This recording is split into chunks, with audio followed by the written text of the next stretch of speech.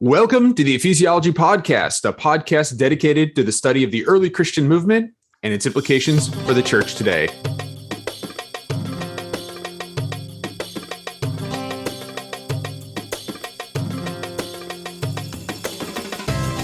Today, we're with Michael, our resident ephesiologist, Andrew Johnson, associate pastor at Neartown Church in Houston, Texas, and I'm Matt Till. Hey guys, great to be with you again today. Man, it's so good to see your all's faces. I mean, it always is. I like looking at you guys, handsome gentlemen. Some of us, at least. Cheery-eyed this morning, ready for it, back in it, a new season of the Ephesiology Podcast.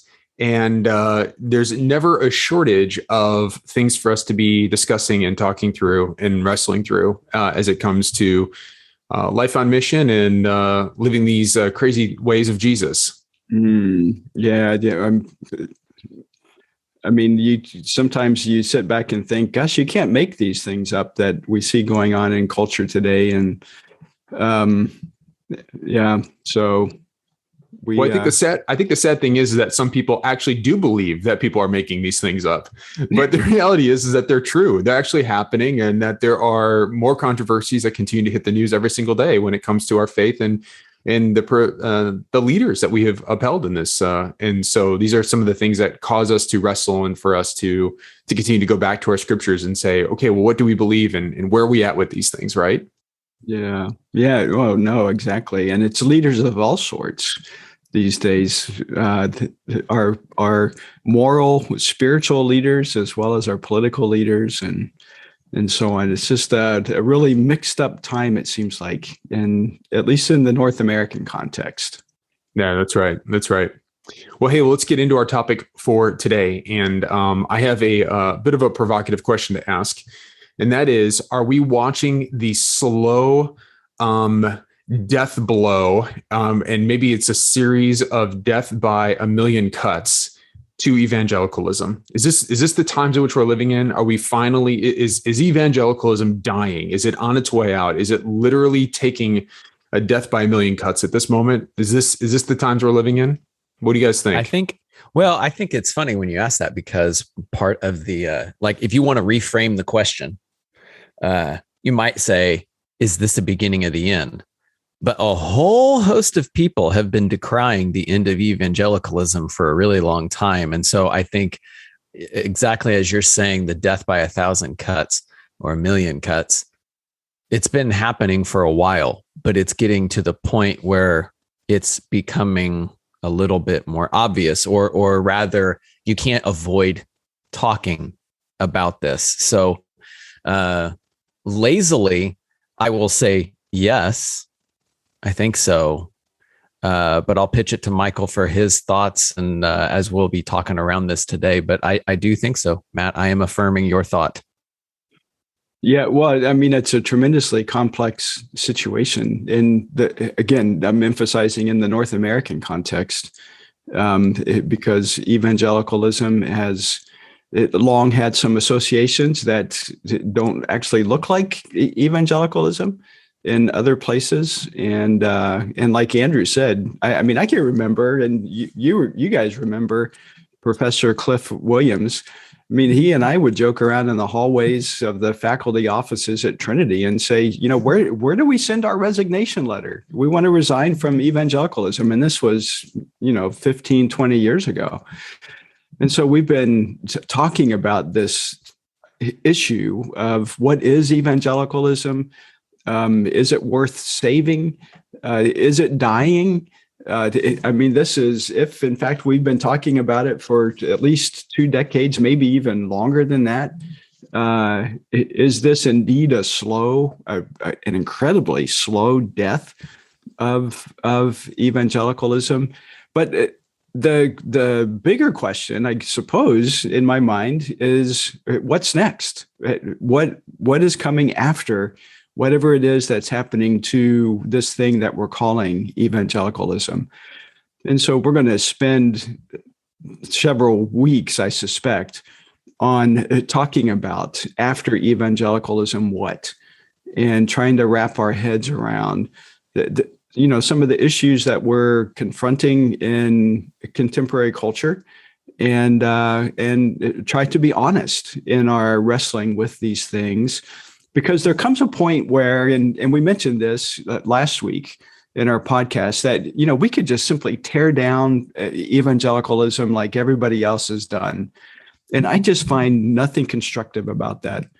And so we need to get to the point to say, okay, here's the issue. Here are our frustrations.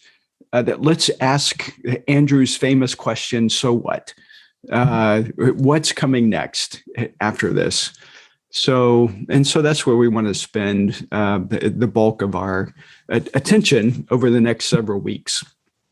Okay, so if we do that, which we should, I don't think I've trademarked the question, so what? But maybe I should get around to that. Man, the royalties on that one would be great. There you go. So if I've learned anything from kind of what's been happening in the last few years, something that I have learned when watching culture is it is disingenuous to run forward and say, let's make a new plan, or let's move on to something new, without actually dealing with what's rotten in the past, without actually culling through history as well as even the present to say this cannot remain. So I'm hesitant for us just to jump forward and say, well, it's got some issues. Now let's move forward. Let's prognosticate about what's next. I think we do need to spend some moments today and say, what's wrong, right? Like, and Michael, I appreciate, I don't want us just to be standing behind a safe spot, just lobbing bombs, saying this stinks, this sucks, this is bad. Isn't this just awful? And all we're doing on this podcast is stirring the pot. Mm-hmm. But at the same time, we cannot healthily move forward unless we point to something and say, this is rotten. This is really, really bad. And yet we keep trying to build on this rotten aspect of a foundation. And so if I can ask, between the two of you and while you're talking, I'll keep thinking, what do you think are some of the major issues that we are seeing today?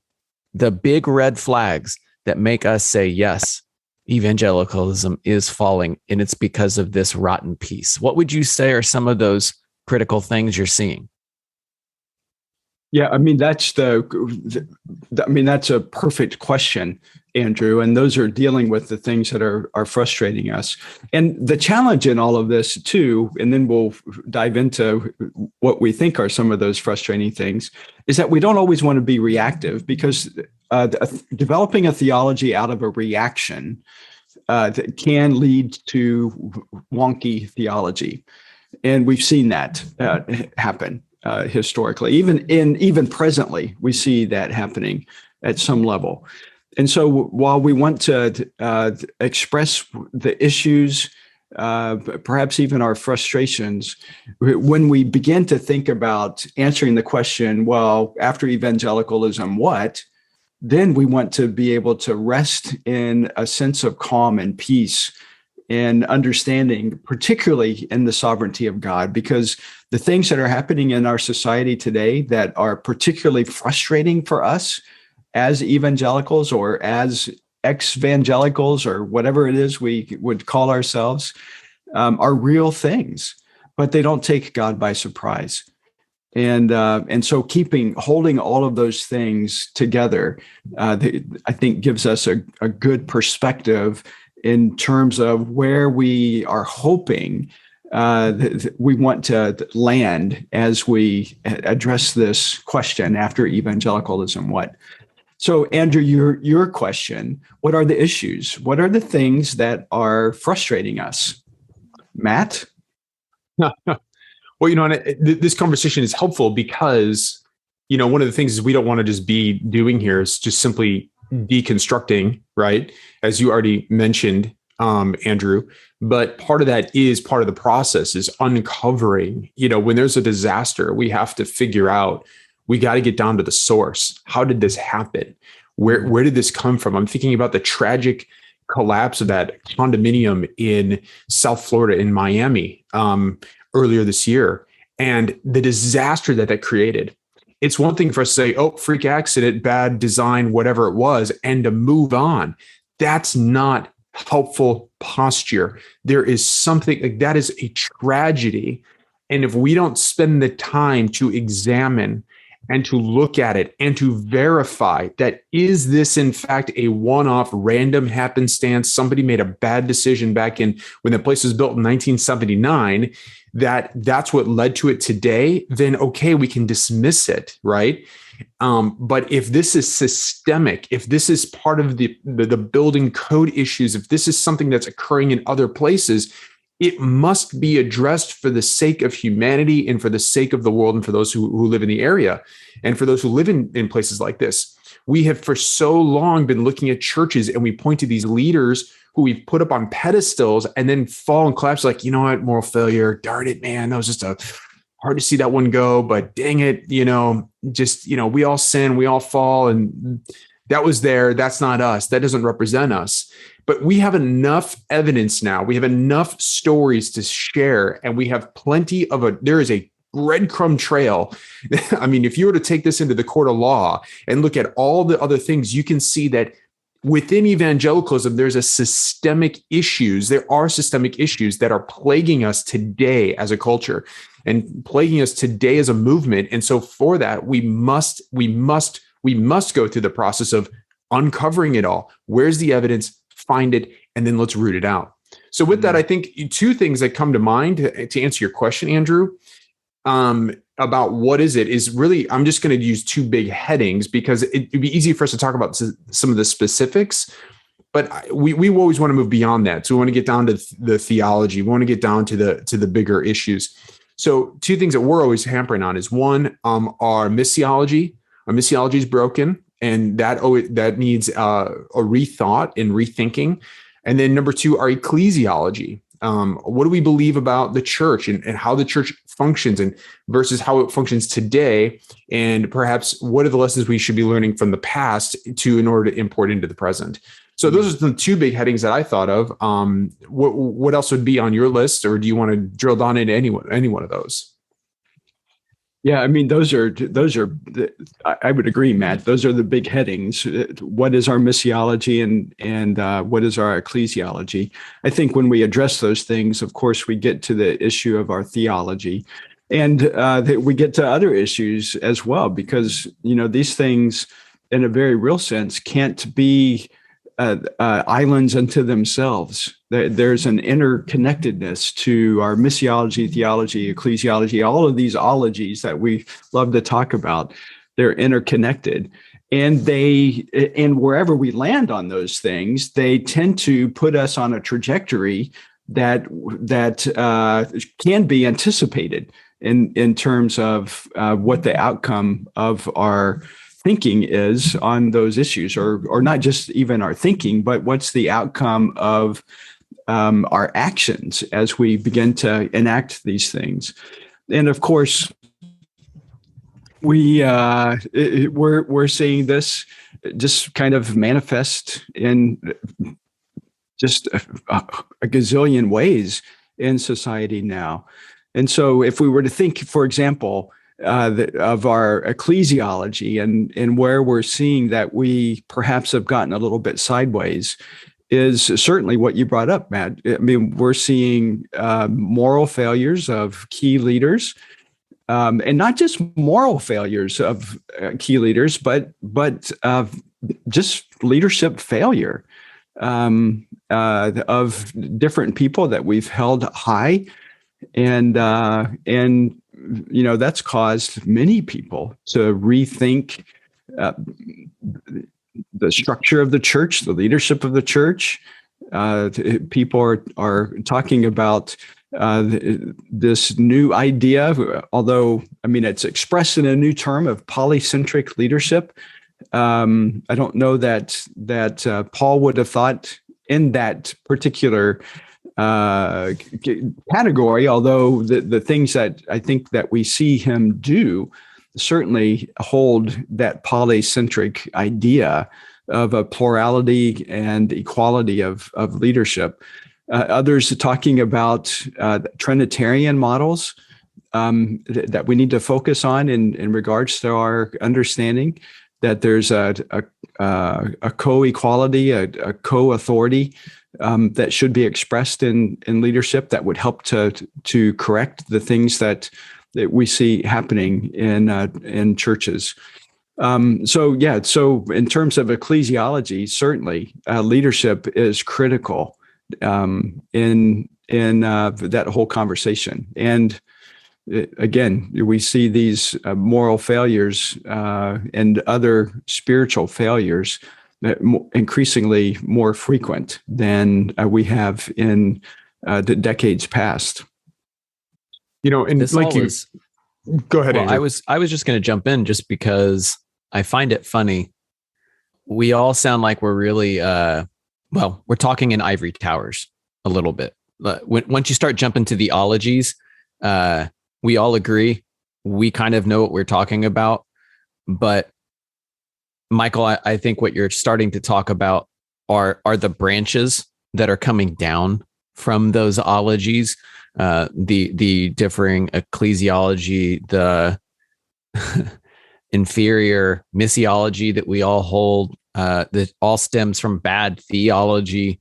All the ologies are great things to talk about, but it's how does this carry out in the day-to-day, and how is that actually leading to the rottenness that we're seeing? Mm-hmm. That's really what matters, I think, I don't want to say the normal person, as if we aren't normal people.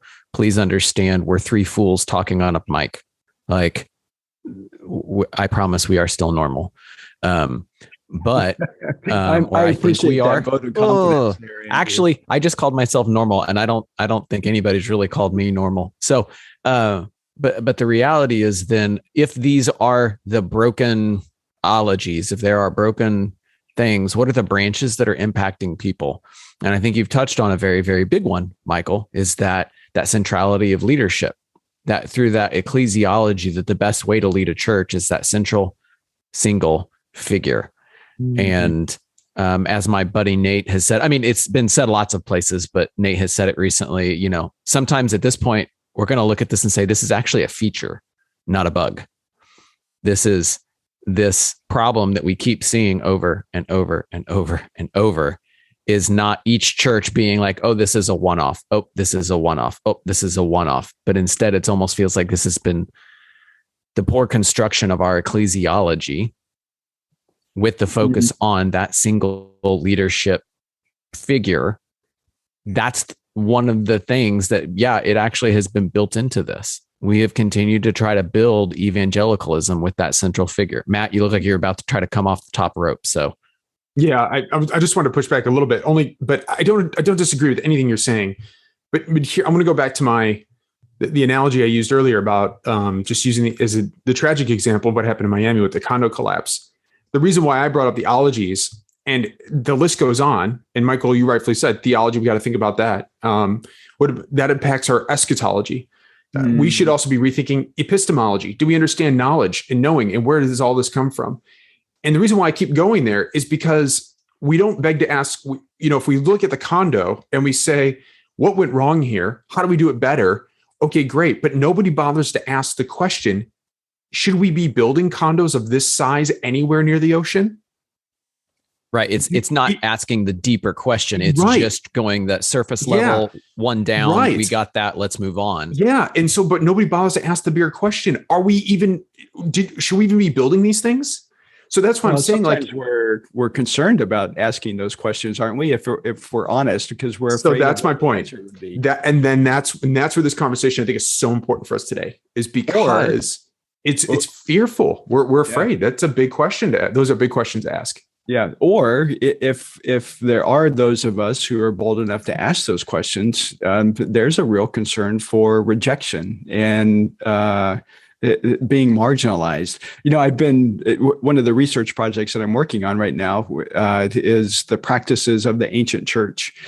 And it's funny, but it's driven me way back before the ancient church, looking at some of the patterns in society that helped to inform structures in the ancient church. And while I was doing that, I was reminded of our buddy Socrates that we like to talk about. And he's so great.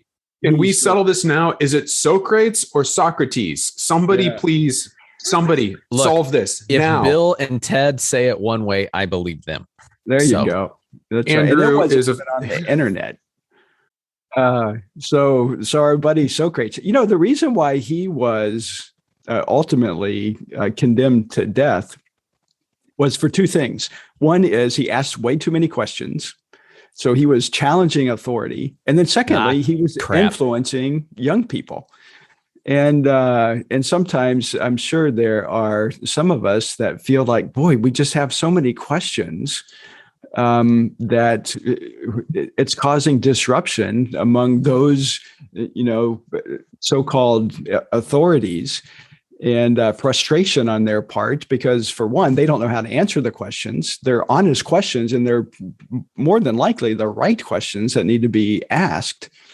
And I don't think anybody's asking them just simply to, shove a knife in somebody and twist it, but there's an honest searching that's going on, and an honest desire to have dialogue. And that's what Socrates was about, wasn't it? The Socratic method, this dialogical method. Let's have conversations and work these things out.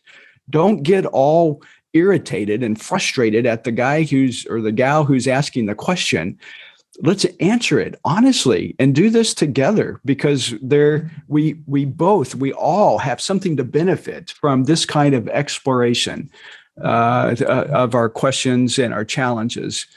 And so I keep thinking about him and his demise, hoping that that's not going to be our demise as well. But one of the things that we value, and we keep saying over and over again on this podcast and in our courses, is that we want to do theology and community. And really the only way to do that is to be able to sit down and openly, honestly, without having a sense that I'm going to make somebody mad, or that somebody's going to react in an angry manner toward me. But let's do this constructively. Let's have a civil exchange, an honest exchange, where we can not feel threatened by someone else. And my concern, I think we're seeing this certainly in social media, but in other places, that there is a greater tendency for people to marginalize voices than there is to really listen and interact and engage and dialogue constructively, knowing that we all are on the same mission. That mission hasn't changed for 2,000 years. And if we can agree on that, and agree that we're motivated, animated by a love and passion for God and his glory, then boy, I just think we can make some great, incredible progress to see the gospel extend, not only here, but around the world. I just wanted to jump in and say, we probably shouldn't look towards social media and say, because this is happening on Twitter or on Facebook, then that's actually the mark of where things are. Because we all know going to social media is immediately a step towards insanity. Like, it will frustrate you. You are going to hate what you see. It will drive you mad, and you'll get off and you'll be like, why did I get on? So anyway, I just don't want to say the dialogical method is still valid, just probably not there.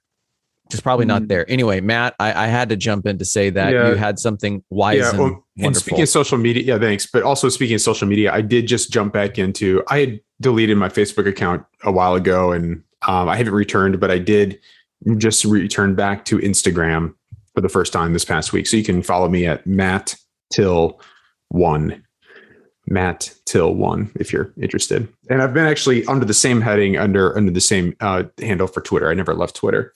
But yeah, social media, cesspool. So what I was going to say is, this seems like this, if we're going down this journey of of needing to rethink these things and have these conversations, as you were saying, Michael, is to the same point. Like I've learned to embrace my agnostic and atheist friends. And this is something that was where I think part of evangelicals' demise is occurring, is that it's been turning out to experience more cult-like behavior than it has actually openness that we claim. Because everything within evangelicalism in most circles, if you're considered evangelicalism, has been more around ideological protection. And so we have courses and things on apologetics. How do I defend this faith in a way that actually gets presented as, how do I just give these answers to somebody who claims that they have a different answer, but fails oftentimes it's overly simplistic, and it often fails to engage in the real issues. So we have a friend of ours that was recently over, and he's in the agnostic camp, maybe almost like just a theist, probably closer to it, just a theist, and great individual. Love this man and his family so much. But the dialogues that we have are so open-handed and so open-ended. He listens to my podcast as well on a regular basis, things he listens to and hears and he agrees with, other things he doesn't fully connect with. But it's challenging to me because I realize that real knowledge can exist outside of my immediate tribe, and that there are things in which, mind blown, right? And so that influences, then I have to wrestle through those core beliefs and those core understandings. But when we're going to sit here and just go Reformation, that's the gold standard, nothing else for the next till Jesus returns moment, well, then no wonder where we are. You know what I mean? No wonder our eschatology is whacked out. It's been like, we're like the church in, not in Ephesus, but we're the church in Thessalonica. We're sitting in our hands, twiddling our thumbs, waiting for Jesus to return to make it all better again and watch the world go to hell in a handbasket. And we're just like, well, we're saved and we're good, and we're just going to protect our own little camp right now. Get off your tush. Go engage the world, go listen, go be part of the conversations. And maybe we didn't get everything right 500 years ago, and you're going to be waiting around another 500 years, by the way.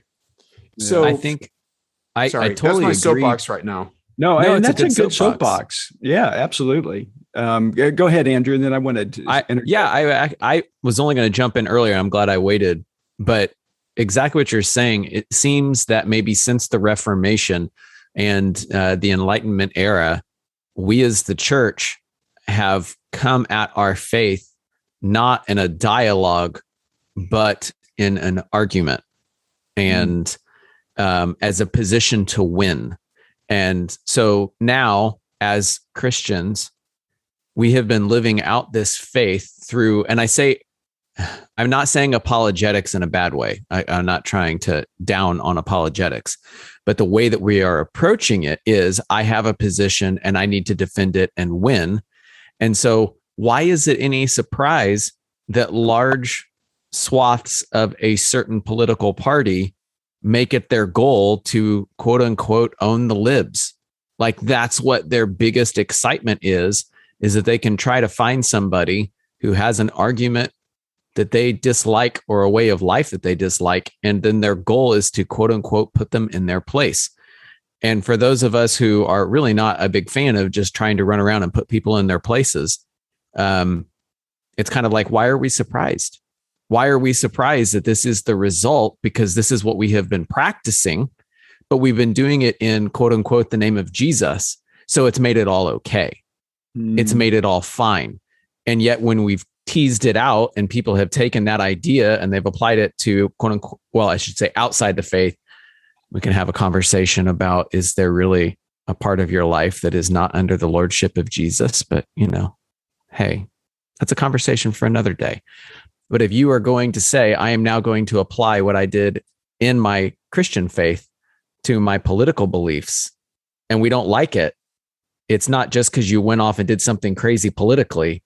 You might have been doing that crazy thing under the umbrella of Christianity as well.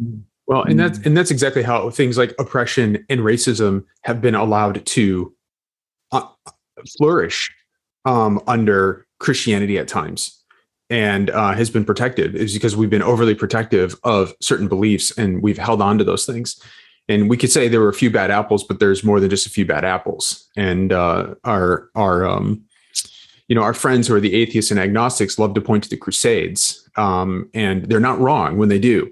It was attempted genocide. So we have to own that, and we have to say what went wrong there, and and how are we correcting that into the future. And we're still dealing with a lot of these similar residual issues even today.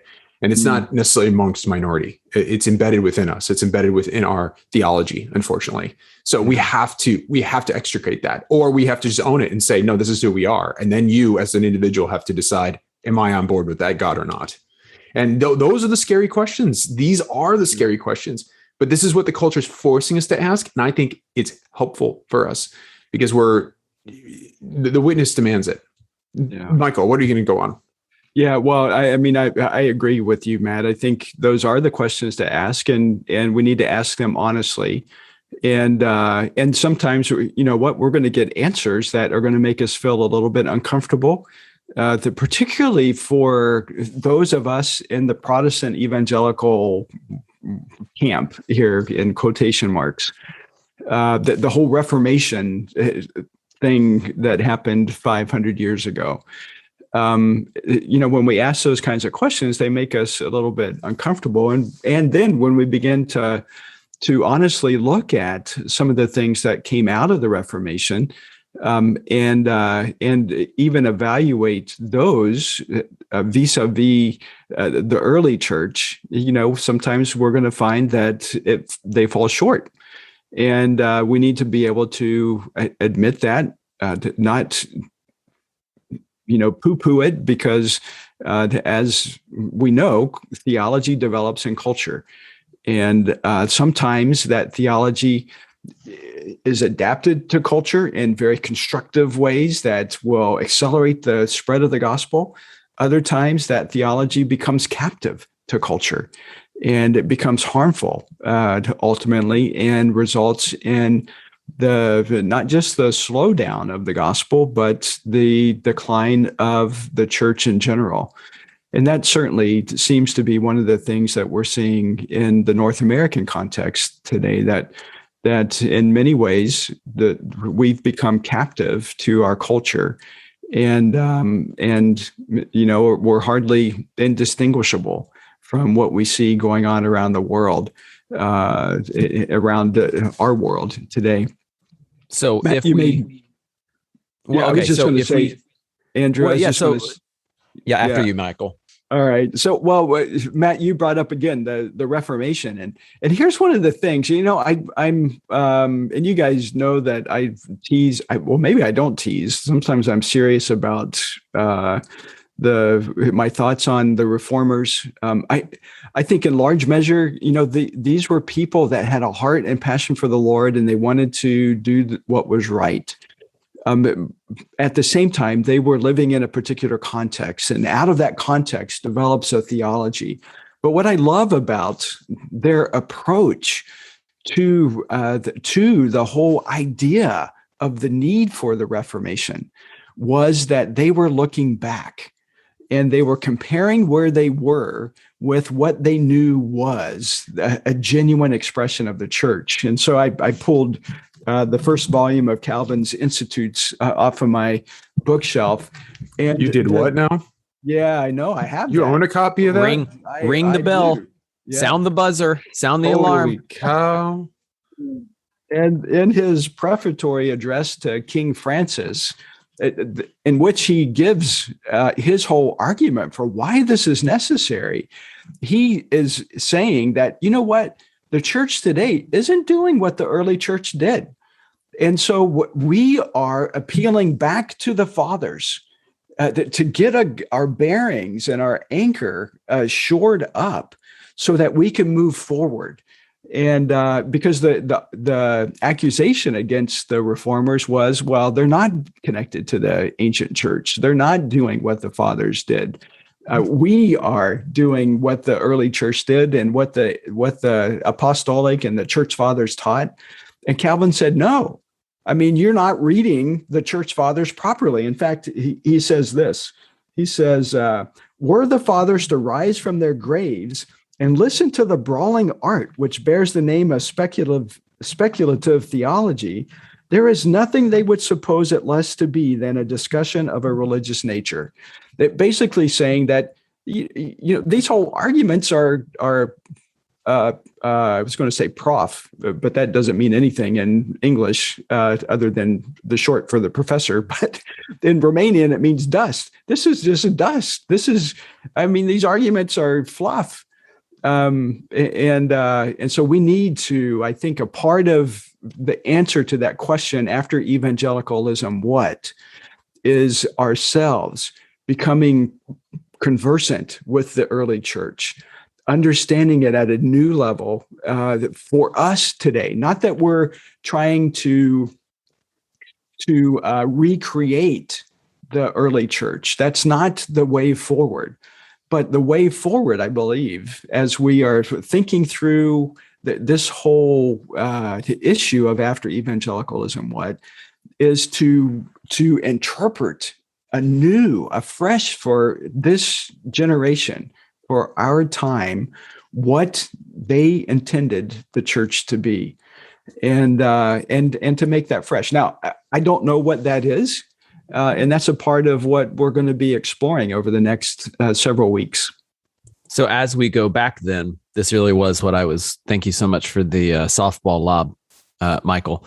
When we start to endeavor in this, what are some of the guides that we will use to help us determine what from either the church fathers or from scripture or in the surrounding histories, what are our guides to lead us to adaptive theology as opposed to captive theology? How are we looking back and making that determination so that we don't fall captive to our own time in the looking back? Does that make sense?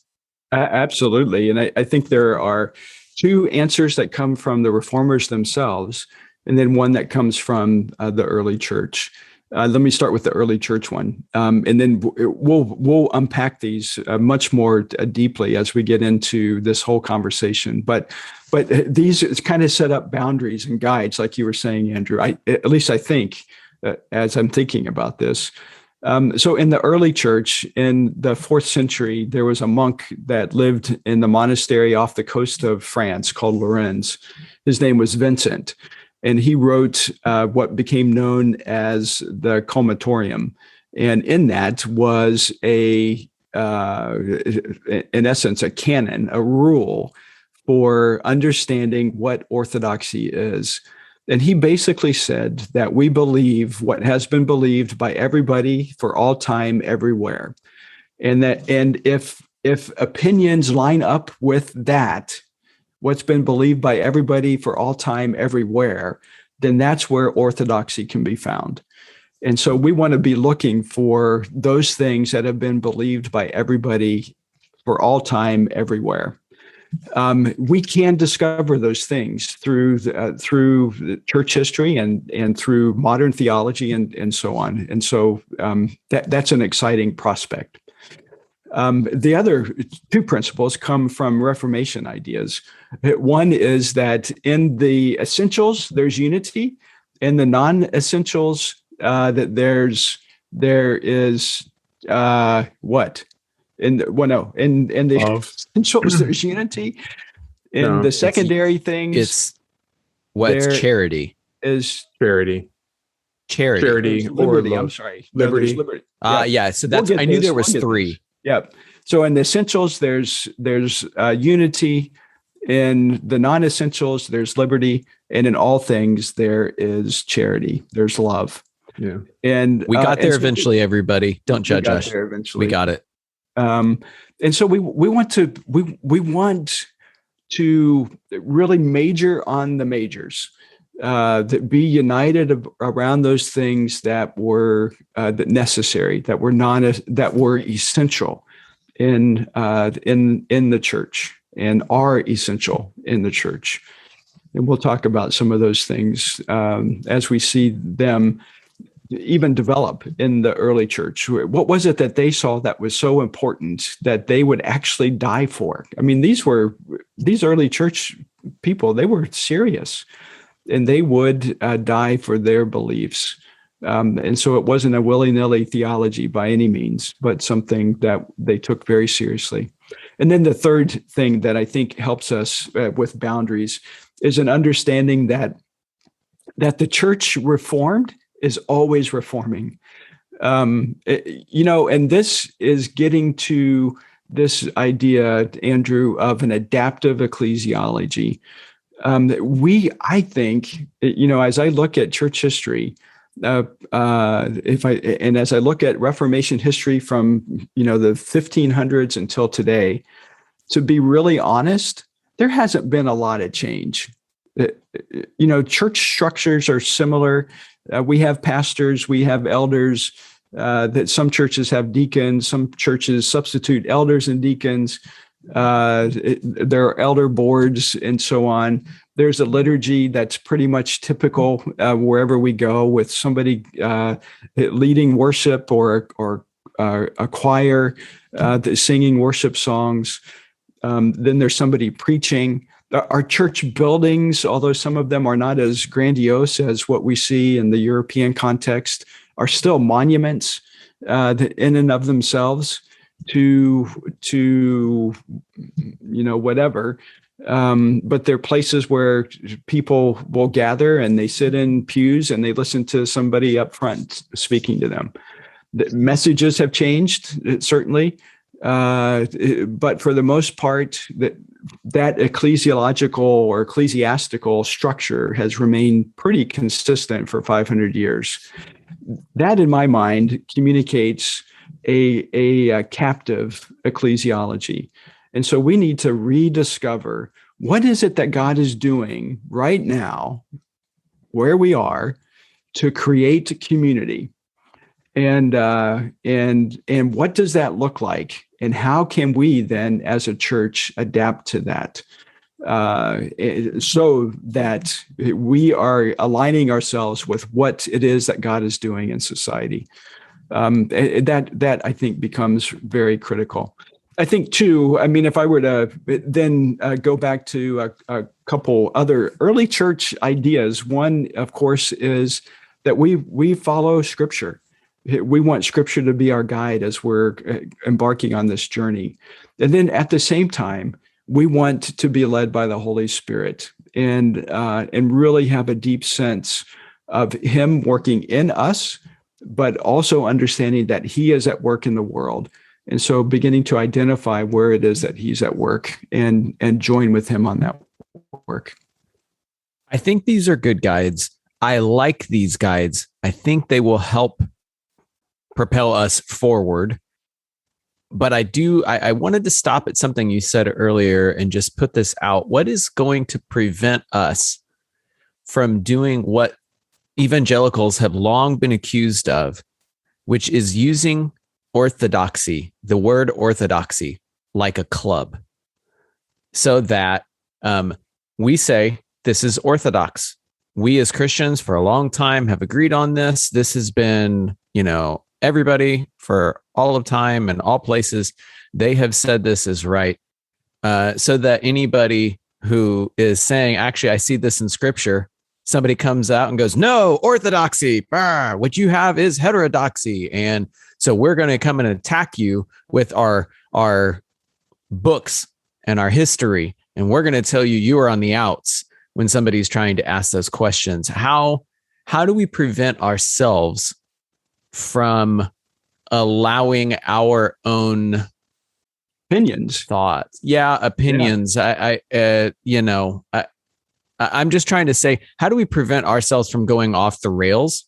Mm-hmm. And again, getting into that captive space instead of adapting our theology to today so that people hear and now know Christ, but that we are rooted all the way back in that historical church, the faithful witness from Christ moving forward. How do we keep how do we keep orthodoxy from not being a club to beat anybody up who doesn't agree with us? Yeah, I mean, you ask a great question, and I think those guidelines help us. If we really are honest with ourselves when we talk about what are the essentials, we're going to understand that, it doesn't fill the 2 volumes of Calvin's Institutes or whatever, however many volumes he writes. Those aren't all essentials. And so when we look at the growth and development of the early church and look at how they began to articulate what it was they believed and how they acted those things out, we'll see that the essentials are really few. It's the non-essentials that really more often than not throw us and are used as clubs to beat people over the head. I was recently in a conversation about infant baptism with someone, and I shared this with you guys, and it quickly went sideways because from this person's perspective, the reformers were absolutely correct that pedo baptism is mandatory. In fact, it is not just mandatory; it is the practice of the church. When the reality is, historically, the church has never agreed in any consensual way that pedo baptism is the practice of the church. There's always been a breadth and understanding of the practice of baptism. If we can come to the point to agree that these non-essentials, that we will be practicing liberty with each other, then that's going to make progress. And it's going to prevent those, accusations of beating people over the head with what our orthodoxy is, when in fact it is just simply an opinion that someone has had. And so it's making those distinctions between opinions and really what the church believed everywhere, all the time, and by everyone. So just, and I've expressed this before on the podcast, and just here's where I'm at. And I'm going to ask this question, and then I've got one other follow-up, but evangelicalism as a whole, in my opinion, I think is, in fact, just to go back to the original question, I think is experiencing its death blow. Now, will some sort of remnants of it be existing for quite some time? Absolutely. Old habits are hard to die. I think some ways it's going to just shape and change over time. But for me, I have no interest. I've yet to be convinced anymore that, at least at this stage, that evangelicalism is a project worth rescuing. And so this will be a fun conversation, I think, for us as we move forward. But I think in one of the questions that might be asked of us in this conversation, and as we go down of what's next then, is, are we here at Ephesiology trying to create a Ephesiologyism? Oh, I hope not. Dear Jesus, please no. That doesn't sound right on many levels.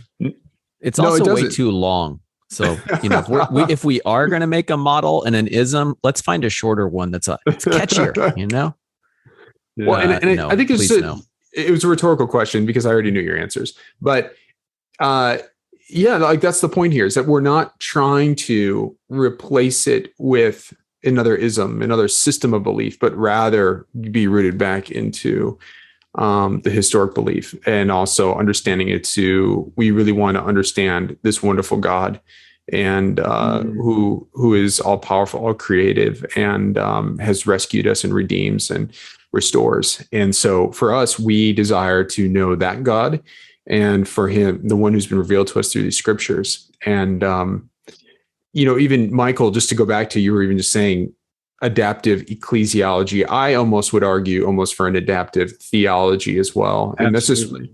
That's just, and I think we really do need to, those are some scary words. I think those two words combined, I think, can really frighten people. But I think there's just no way around it. I mean, even just the theology of the Old Testament matching with the New has been wrestled with for centuries. And so I think we really do need to understand that we can find unity across Old Testament, New Testament. Jesus helps bridge that gap for us. He helps us understand that. But, some people just point blank would go, man, he's just contradicting this thing and almost rewriting a whole new thing. And this is why we call it the New Testament. But I think that as knowledge is revealed, there are things even in the first century that were not fully understood. I was just having this conversation with my wife. I was in the hospital recently for an emergency gallbladder removal surgery. And I was reflecting on the doctors and the nurses who were caring for me and just my gratitude towards them. And then just reading also my scriptures along at the same time, just in some down periods, and was thinking about the miracles of Jesus and just how he was even often called physician. And the physicians of our day today are the hands and feet of Jesus, who are the miracle workers. And Jesus had different tools that he used. Sometimes it was just his hands. Other times it was just simply his prayers. And even one time he used mud and spit to heal the blind man. And our physicians today have far more sophisticated tools, and they are performing miraculous healings, the healings that were not possible in the first century. And so I think that we have to learn to adapt. And this is where conspiracy theories, this is where skepticism of the world comes in. It's when we get so closed-minded, narrow-minded in these orthodox practices that we pull directly from Scripture, word for word, verbatim. We go sideways and we find how incompatible we are with the world today. And it's actually because you're stuck living in first century AD language and words and knowledge, epistemology, and not living in the 21st century. And so because we don't allow ourselves to bridge those gaps of even just knowledge and allowing that to influence us a little bit. Even the book of Job, I was just doing a study there and looking at just how God is just revealing himself to Job. Like, do you understand how, where the fish come from? Were you there when the deer are born? Do you understand how the oceans were, exist? And do you understand how the stars are made? And the reality is we understand a lot of that. I'm reading through this and I go, there's very little here that we have that we as a modern people have not uncovered answers to. So Job all of a sudden feels irrelevant. It's not irrelevant. They're philosophical questions that are being asked, but all of a sudden, it's like we've discovered a lot of the knowledge here. So if we have a very old thinking of how Job operates and its purpose of its book, then we're going to be stuck there rather than allowing it to be shaped and molded and adaptive. And so I just use that as an example and in a very short period of time here, just to share with us by going, we need to permit ourselves to ask the bigger questions and to be able to evaluate those things at a higher level in order for us to move forward. Again, what went wrong with the condominium? That we'll know. That we have already discovered. Are we asking ourselves the question, do we need to continue building these? Mm-hmm. Right? Is this what's best for the environment? Is this what's best for humanity? Is this what's best for our culture and our world for these kind of things? The same issues with climate change. So often we've ignored it, but now the question is, we need to be asking bigger questions, and we have to be willing to reconcile with those. So does that mean both of you are ordering your ex-evangelical t-shirts? Are you going to post any blogs coming up about why you're leaving evangelicalism? Is that kind of where we're going this season with this podcast? I think evangelicalism may have kicked me out. I don't know. I'm just kidding. I don't know. Michael, are you ordering shirts? Or is that what's going on here? No, you know what? I'm definitely not ordering shirts. And I don't know that that's really my concern. My deeper concern, I guess, is where we go from here and how can that be constructive and impactful in our society, and what shape should that take? So I'm not necessarily looking to be a detractor of evangelicalism, but I do want to be, and I want ephesiology to be a part of the conversation that moves us forward. Where are we headed? And that has to be done as we ask this question: after evangelicalism, what? Right on. Well, let's leave it there. This is going to be an exciting season and an exciting next number of episodes, and excited to go on the journey with you guys together. So thanks for allowing this. Thanks to the both of you for allowing this to be a safe space for us to be able to share. To you, our audience, again, this is a safe place for you as well, too. And we just want to say thanks for doing theology and community with us here on the Ephesiology Podcast. We're glad that you are part of the growing Ephesiology global community. You can learn more about ephesiology and get access to free missional resources for you, your church, and leadership teams at ephesiology.com. So for Michael, Andrew, and myself, we'll talk again right here on the Ephesiology Podcast.